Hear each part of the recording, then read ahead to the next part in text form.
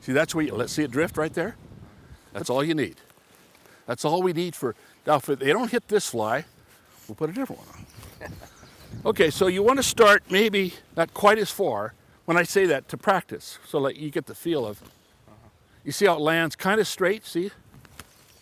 See that? The new guy on the block fishing, the young person coming up fishing, don't have the experience like I had growing up. The fathers with the son, or the younger people out here fishing, you just don't see much of that.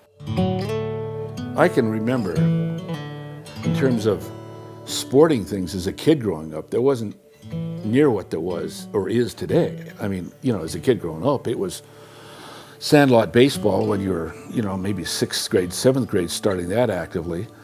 But as a young boy, it was fishing more than it was anything that Dad really, I mean, long story short, Dad and the family were very avid fishermen. You know, it's just great memories. We fished every day. So what are these guides having to deal with, and the younger fishermen having to deal with in fly fishing? The issues right now that they're going to be confronted with, or soon, and they've been around now for the last 2 or 3 years. One, dewatering. The creeks are lower. There are less fish in the water as a consequence of that. There's less bugs out there as a consequence of God knows what. These folks are not going to be able to experience that kind of casual fishing and catching fish like I experienced. I just don't think it's going to be around. So it's going to be harder. That said, what are we going to do about it? Harder meaning those guys are going to have to go to the bigger waters where there is water. That way, I mean, the fish are further apart. Yeah. You got to hire guides to do an effective job. What are the guides faced with? Traffic. Then you got all these fishermen coming to these places like the Missouri, and they migrate here on the Missouri from all over the state during these periods in the spring when the high waters are elsewhere. And then you got issues of low water in August or so, where the Big Hole and other rivers, Madison and so on, they can only fish certain hours of the day. And that's limited. Early in the morning, late in the afternoon. The limiting process forces all those guides and all those fishermen to the likes of the Missouri River. So the pressure on there is becoming unbearable. I'm pointing to that because in the last 20 years, I've fished a lot on the Missouri. So I know in terms of a comparison of the last 20 years. If you didn't catch 12, 14 of these guys, it was really a bad day. You were wanting to catch and expected to catch and did catch.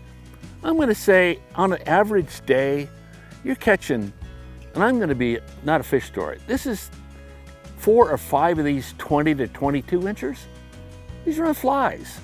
This is, now, you know, I'm so telling you. far I've seen you hit 2 of them. Yeah, exactly. You know what I mean? Just get that line. There you go. There. See, look how far that went. But that younger fisherman really, you know, typically is learning on the spot, typically, and you can't do that in one day. Consequently, these guides are putting on whatever it takes to catch fish.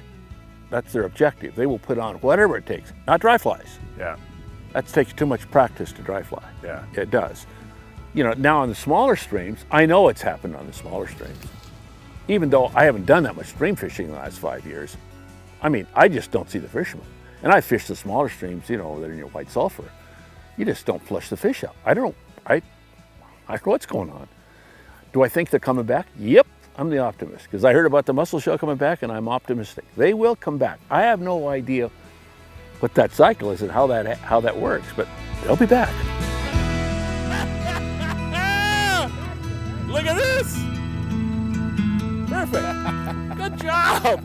God, that's terrific.